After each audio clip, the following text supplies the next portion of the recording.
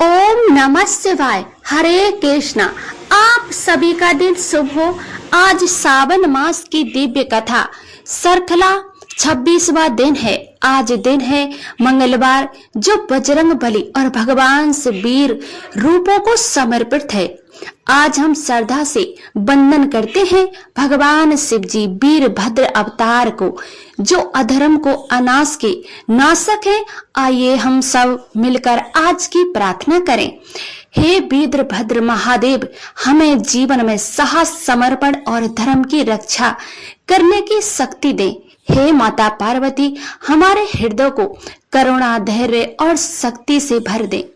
हे बजरंग बली, हमारे भीतर भक्ति भाव को निस्वार्थ सेवा की लो जलाएं। अगर पूजा या कथा में कोई भूल हो तो कृपया हमें क्षमा करें और अपने आशीर्वाद से हमें संकलन करें। आइए अब सुनते हैं आज का अध्याय। महादेव जी कहते हैं, पार्वती कुबेर स्थान से उतरकर मैं भाग में मनोवांछित वस्तुओं को देने वाली महादेवी भद्रा काली का स्थान है। जो चैत्र मास की तृतीया को उनकी पूजा करता है और उसे सौभाग्य, विजय और लक्ष्मी की प्राप्ति होती है। कुबेर स्थान से नित्य भाग में साक्षात कुबेर की विराजमान है। जो पंचमी तिथि को भक्ति भाव से गंध, पुष्प तथा चंदन आदि के द्वारा उनकी पूजा करता है, उससे भिन्न रहित अनुपम निधि प्राप्ति होती है। वहां कुंड में स्नान करने से ब्रह्मा हत्या जैसे पापों का भी नाश हो जाता है। उसके पूर्व भाग में बालकरेश्वर लिंग तथा उत्तर भाग में गया क्षेत्र सहित अंकता स्थान है। उन दोनों के दर्शन से मनुष्य वाजपेयी यज्ञ का फल पाता है और समस्त पापों से मुक्त हो जाता है। कुबेर स्थान से 10 कोस की दूरी पर पुष्कर नाम का तीर्थ है। उससे अग्निकोण में 14 कोस दूर देवकुल नामक स्थान है, जहां देवताओं का समागम हुआ है। उसके पश्चिम भाग में ऋषि तोया नदी है, जो समस्त पतों का नाश करने वाली है और जो ऋषियों को परम प्रिय है। जो मनुष्य उसमें विधि पूर्वक स्नान करके पितरों का दर्पण करता है, वह 70,000 वर्षों के लिए पितरों को तृतंत कर देता है। इतना ही नहीं, उसे 7 जन्मों के पापों से भी मुक्ति मिल जाती है। महादेव जी कहते हैं, हे देवी, परम पवित्र देवदारू वन है। शास्त्रों के ऋषि निवास करते हैं। वे सभी प्रतिदिन बावली, कुआं और ताड़ांग आदि में स्नान करते थे। वहां रहते रहते उन्हें बहुत वर्ष बीत गए। उनके पुत्र पोत्रों की संख्या बढ़ गई और वे दारुक वन में सब ओर फैलकर रहने लगे। एक दिन सभी एकतंत्र होकर आपस में विचार किया कि हम लोग ब्रह्मा लोक में चलकर ब्रह्मा जी की प्रार्थना करें, जिससे यहाँ कोई नदी प्रकट हो जाए। ऐसा निश्चय करके वे तपोधन मुनि ब्रह्मा लोक में गए और वहां ब्रह्मा जी की अनेक प्रकार की स्तुति करने लगे। ऋषि बोले, औकार स्वरूप आपको नमस्कार है। संपूर्ण विश्व सृष्टि करने वाले आपको बार बार नमस्कार है।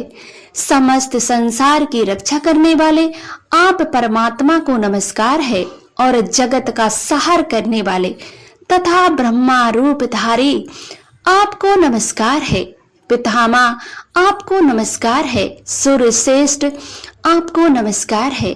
उन ऋषियों के इस प्रकार स्तुति करने पर लोक पितामह ब्रह्मा जी बड़े प्रसन्न हुए और बोले, वित्रवरों, तुम्हारा स्वागत है। मैं इस दिव्य स्रोत से बहुत संतुष्ट हूँ।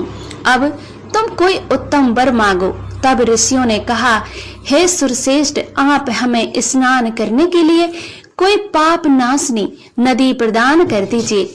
उनके ऐसा कहने पर ब्रह्मा जी ने वहां मूर्तिपति नदियों की ओर देखा और उन्हें देखकर फिर कमंडलों की ओर सृष्टि डाली और ये सभी नदियां उनके मंडलों में प्रवेश कर गई। ब्रह्मा जी कहने लगे, हे महर्षियों, ये सब महापूर्ण नदियां कृपा पूर्वक भूगोल में जाने के लिए इस कमंडलू में प्रविष्ट हुई हैं। अगर इनमें से किसी एक को भेजूं तो औरों के मन में क्रोध होगा, इसीलिए इस कमंडलू में स्थित सभी नदियों को मैं देवदारू बन के जाने के लिए छोड़ता हूँ। ऐसा कहकर ब्रह्मा जी ने उन सबको छोड़ दिया और कहा, मैंने ऋषियों की प्रार्थना से तो रूप उन नदियों को स्नान करने के लिए दिया है, इसीलिए इनमें से प्रकट होने वाली नदी ऋषि तोया नाम से प्रसिद्ध होगी। इस प्रकार देवदारू वन में ऋषि तोया नदी का आगमन हुआ। पूर्व वाहिनी ऋषि तोया नदी जहाँ समुद्र में मिली है, वहाँ जो मनुष्य स्नान और जलपान करते हैं वे धन्य हैं। वहाँ प्राप्त काल गंगा, पूर्वान काल में यमुना, मध्याह्न काल में शास्त्रों को नदियों के साथ सरस्वती, अपराह्न काल में नर्मदा तथा सहायक काल में सूर्यपुत्री तप्ती नदी बहती है। ऐसा जानकर जो भी विद्वान उसमें स्नान और विधिवत श्रद्धा करता है वह उसके फल का भागी हो जाता है। महादेव जी कहते हैं, पार्वती उससे दक्षिण भाग में थोड़ी ही दूर पर शंख चक्र और गधा धारण करने वाले भगवान माधव विराजमान हैं, जो शुक्ल पक्ष की एकादशी को स्नान करके शुद्ध वस्त्र पहनकर गंध पुष्प और अनुपलेपन के द्वारा भक्ति पूर्वक उनकी पूजा करता है, वह परम पद को प्राप्त होता है। तो जो विष्णु कुंड में स्नान करके माधव की पूजा करता है वह श्री हरि के परम धाम में जाता है। वहां से उत्तर दिशा में कुछ व्याप्त कोण की ओर श्रीखलालेश्वर लिंग है। वहां तेजस्वी इंद्र, अरुण, कुबेर, यमराज, यज्ञ, आदित्य, वसु तथा समस्त लोकपालों ने उस महालिंग की आराधना की है। जो भी इस श्रीखलालेश्वर का पूजन करेंगे उनके कुल में कोई भी निर्धन नहीं होगा। जो मनुष्य अमावस्या तिथि को यहाँ आकर स्नान करके क्रोध रहित होकर विधि पूर्वक पितरों का श्रद्धा करता है, उससे पितृ प्रलय काल तक तृप्त रहते हैं। इस क्षेत्र का विस्तार 1 मील तक है। उसमें जो मृत्यु को प्राप्त होते हैं उन्हें उत्तम गति की प्राप्ति होती है। जो अनशन व्रत ग्रहण करके इस तीर्थ में प्राणों को त्याग करते हैं वे पनवेश्वर में लीन हो जाते हैं। श्रीखलालेश्वर से ईशान कोण में 7 धनुष की दूरी पर त्रिपद गंगा के उसके जल में उत्पन्न होने वाली मछलियां इन कलयुग में भी 3 नेत्रों वाली देखी जाती हैं। वहां स्नान करके मनुष्य 5 महापापों से मुक्त हो जाता है। चंडी से पूर्व भाग में 20 धनुष पर गोपाल स्वामी का स्थान है। जो माघ मास में गोपाल स्वामी श्री हरि का दर्शन पूजन तथा वहां रात्रि में जागरण करता है वह परम पद को प्राप्त होता है। वहां से उत्तर दिशा में 8 धनुष पर बकुल स्वामी सूर्य देव का स्थान है। जो मनुष्य रविवार युक्त सप्तशती में वहां जागरण करता है वह सभी अशिव वस्तुओं को पाता है, सर्वलोक में पूजित होता है। वहां से व्याप कोण में 16 धनुष पर उत्तराक नाम से प्रसिद्ध भगवान सूर्य विराजमान है। वहां रथ सप्तमी में उपवास करके मनुष्य सब रोगों से मुक्त हो जाता है। वहीं देवकुल से आग्नेय कोण में जो दोष दूर समुद्र में मुरस्ता तट पर परम उत्तम ऋषि तीर्थ हैं। वहां पर पत्थर की आकृति वाले ऋषि लोग आज भी देखे जाते हैं जो सब पातालों का नाश करने वाले हैं। वहां से पश्चिम दिशा में आधे कोस पर अमरुद देवी है जो मरुद कणों के द्वारा पूजित तथा समस्त अशिष्ट वस्तुओं को देने वाली है। मनुष्य को जो चाहिए कि समस्त कामनाओं की सिद्धि के लिए महानवी और सप्तशती तिथि को गंध पुष्प आदि उपचारों द्वारा यत्न पूर्वक उनकी पूजा करें।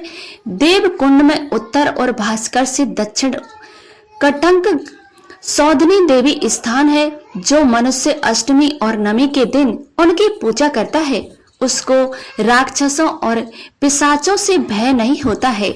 वह उत्तम सिद्धि को प्राप्त करता है। उसमें पूर्व दिशा में थोड़ी ही दूर पर ब्राह्मणों द्वारा स्थापित महारेश्वर लिंग है, जो ऋषि तोया के जल में स्नान करके उनका पूजन करता है। वह ब्राह्मण जंडता से रहित होता है, वेद का ज्ञात होता है और भगवती चंडी के गणों द्वारा वह स्थान सुरक्षित है। देवी ने सीमा सहित वह स्थान ब्राह्मण को दे दिया है। महादेव जी कहते हैं, देवी पूर्व काल में बैन नामक राजा हुआ था। वह मृत्यु की कन्या का पुत्र था, इसीलिए माता महक के दोष से उसमें भी क्रूरता पूर्वक विचार आ गया। उसने अपने धर्म को पीछे छोड़कर पाप में मन लगा लिया। वेद शास्त्रों में उल्लंघन करके वह अधर्म में तत्पर हो गया। उसका विनाश काल उपस्थित था, इसलिए उसकी ऐसी बुद्धि हुई कि मैं ही सब योग्यों श्रेष्ठ ब्राह्मणों के द्वारा स्थान पर पूजन करने योग्य हूँ। इस निश्चय के द्वारा धर्म का उल्लंघन करके वह प्रजा को पीड़ा देने वाला, उसका वह व्यवहार देखकर मरीच आदि महर्षि कुपित होकर बोले, बैन तुम अधर्म मत करो, तुम जो करते हो वह सनातन धर्म नहीं है। तुमने राज सिंहासन पर बैठते समय पहले ये प्रतीक्षा की है कि मैं परिजनों का पालन करूंगा, किंतु अब इसके विपरीत आचरण करते हो। महर्षि के ऐसा कहने पर बुद्धिवत बैन हंसकर बोला, मेरे सिवा कौन धर्म की सृष्टि करने वाला है? पराक्रम, शास्त्र, ज्ञान, तपस्या और सत्य के द्वारा मेरी सामंत्रा करने वाला इस भूतल पर कौन है? तुम लोग मुझे धर्म की उत्पत्ति का स्थान समझो। मैं चाहूं तो इस पृथ्वी को जला सकता हूँ, संसार की सृष्टि कर सकता हूँ और सबका संहार भी कर सकता हूँ। गर्व और उद्दंडता को मोहित हुए बैन को जब वे किसी प्रकार समझाने में सफल नहीं हुए, तब सभी महर्षियों ने क्रोधित होकर अर्थात वेदीय अभिचारक मंत्र के प्रयोग से महाबलेश्वर को मारकर उसकी बाएं भुजा का मंथन किया। उससे एक छोटा सा काले रंग का पुष्प पैदा हो गया। वह भयभीत होकर हाथ जोड़कर खड़ा हो गया। उसकी ओर देखकर मुनियों ने कहा, निषिद्ध अर्थात बैठ जाओ। इससे वो निषाद कहलाया गया और निषाद वंश का प्रवर्तक हुआ। उसमें तुबर और खस आदि अन्य जो पीतर जातियां उत्पन्न हुई, उन्होंने विद्यार्थियों को अपना निवास स्थान बना लिया। उन पर महर्षियों ने बैन के दाहिनी हाथ को अरडे की तरह माथा, इससे सूर्य अग्नि की तरह पृथु पैदा हुए। उनका शरीर बड़ा तेजस्वी था और उन्होंने लोक रक्षा के लिए अजगम नामक धनुष सर्पों को सम्मान, बाण, खड्ग तथा कवच धारण किया। उनके प्रकट होने पर सभी प्राणी प्रसन्नता से भर गए। बैन इस लोक को चला गया। इसके बाद नदियों और समुद्र तरह तरह के रत्न लेकर राजा पृथु का अभिषेक करने के लिए उपस्थित हुए। ऋषियों और देवताओं के साथ भगवान ब्रह्मा जी भी आए। अंगरस देवताओं ने प्रतापी राजा पृथु को राजपथ पर अभिषिक्त कर दिया। उनके राज में पृथ्वी बिना जोते हुए भी अन्न पैदा करती थी। चिंतन करने मात्र से ही मंत्र सिद्ध हो जाता करते थे। सभी गोया कामधेनु थी और वृक्षों को एक एक पत्ते से मधु की प्राप्ति होती थी। राजा पृथु को देखकर प्रसन्न हुए महर्षियों ने परिजनों से कहा, हे बैन नंदन, राजा पृथु तुम सब लोगों को जीवता प्रदान करेंगे। यह सुनकर परिजनों ने महाभाग पृथु का स्तवन किया और कहा, आप महर्षियों के कथन अनुसार हमारे लिए जीविका व्यवस्था करें। तब बदलाव राजा पृथु ने प्रजा की रक्षा की। ऐसा इच्छा से धनुष से बाण लेकर पृथ्वी पर आक्रमण किया। पृथ्वी उनके भय से धरा उठी और गया रूप धारण करके भागी। पृथु ने भी उसका पीछा किया। अंत में वो उन्हीं की शरण में आई और हाथ जोड़कर बोली, राजन, मेरे बिना तुम प्रजा को कैसे धारण करोगे? मेरे ऊपर ही तो संपूर्ण लोग स्थित है। मैं ही इस जगत को धारण करती हूँ। तेरे बिना सारी प्रजा नष्ट हो जाएगी, इसलिए तुम्हें मेरा वध नहीं करना चाहिए। महापति, क्रोध छोड़ो, मैं तुम्हारी आज्ञा के अनुसार चलूंगी। उन्हें धर्म का त्याग बिल्कुल भी नहीं करना चाहिए। पृथ्वी की ये बात सुनकर धर्मात्मा और उद्धार राजा पृथु ने अपने क्रोध को रोका और इस प्रकार कहा, जो अपने या पराये एक के हित के लिए स्वार्थ वंश बहुत से प्राणियों का वध करता है, उसे पाप लगता है। अगर किसी एक को मार देने से बहुत सारे लोग सुखी हो जाते हैं तो उनके सभी मानने पर पाप नहीं लगता। इसलिए वसुधरे, अगर तू मेरी आज्ञा से संसार का हित नहीं करेगी तो मैं प्रजा के लिए तेरा वध कर डालूंगा। मेरी आज्ञा के विपरीत चलने वाली तुझ वसुधता को प्राणों में मारकर मैं इसमें अपने शरीर को विशाल बनाकर समस्त प्रजा को धारण करूंगा। इसलिए तू मेरी आज्ञा से समस्त प्रजा को जीविका प्रदान कर, क्योंकि ऐसा करने से ही तू समर्थ है। राजा पृथु इस प्रकार कहने लगा। पृथ्वी ने उत्तर दिया, राजन, मैं ये सब करूंगी, तुम मेरे लिए बछड़े की कल्पना करो, जिससे पृथ्वी बसल होकर मैं दूध के रूप में अन्न प्रदान करूं। इसके सिवा मुझे समतलब बनाओ, जिससे मैं अपने दूध को चारों ओर फैला सकूं। तब राजा पृथु ने धनुष की कोटि से पर्वतों और शिलाखंडों को उखाड़कर एक जगह कर दिया। फिर चातुष्मन मन को बछड़ा बनाकर उन्होंने अपने हाथों में अन्नों को धोया। इसके बाद चंद्रमा बछड़ा हुए, बृहस्पति धोने वाले बने, गायत्री आदि छंद दुग्ध मात्र हुए और तपस्या सनातन धर्म उन्हें दुगंध रूप से प्राप्त हुआ। फिर इंद्र आदि देवताओं ने सोने का पात्र लेकर इस पृथ्वी को दुहा। उस समय इंद्र बछड़ा और सूर्य धोने वाले बने, उनका दूध अमृतमय तथा इसी प्रकार पितरों ने भी चांदी के पात्र में अपनी तृप्ति के रूप में शुद्ध रूप दूध का दोहन किया। उनके लिए बवसात मन्नु बछड़ा और आतंक धोने वाले थे। असुरों ने लोहे के पात्र में माया शक्ति का दोहन किया। उस समय दूध धोने वाला सद ध्रुवा और बछड़ा बिचौन था। उस माया से रूप दूध से ही दैत्या आज भी माया भी है। नागों ने दक्षक को बछड़ा बनाकर तूबे के पात्र में विष रूपी दूध दुहा। उस समय वासुकी दोगता के इसलिए सर्प बड़े विषैले होते हैं। यक्षों और पूर्ण जनों ने कुबेर को बछड़ा बनाकर कच्चे पात्र में अंतर्धान शक्ति का दोहन किया। उनके ग्योहद का रजनांतर राक्षसों और पिचासों ने पृथ्वी से कपाल रूपी मात्र में रक्त में दूध का दोहन किया। उनकी ओर से सुमहली बछड़ा था और ब्रहापोत कुबेर दोगता था। गंधर्वों और अप्सराओं ने विचरण रथ और बछड़ा बनाकर कमल के पात्र में उत्तम गंध का दोहन किया। मुनि पुत्र रुचि उनकी ओर से दोगता हुए पार्वती ने पृथ्वी से मूर्छित औषधियां तथा तरह तरह के रत्नों को दुआ। उनका बछड़ा हिमालय दुहने वाला मेरुग्नि तथा पात्र हिमालय था। वृक्ष और लता आदि बृहस्पतियों ने पालस का पात्र लेकर पृथ्वी को दुहा काटने पर अकृत जाना यही उनका दूध था। हिला हुआ साल वृक्ष उनका दोगता हुआ पकड़ा वृक्ष उनका बछड़ा था।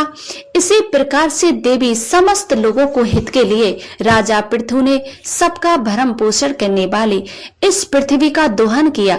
उन्होंने धर्म से भूतल वासियों का रंजन किया, इसलिए उन्हें राजा कहा गया। और तभी से इस पृथ्वी पर राजा शब्द की प्रसिद्ध हुई। जय भोलेनाथ की। आज की कथा में बस इतना ही। अब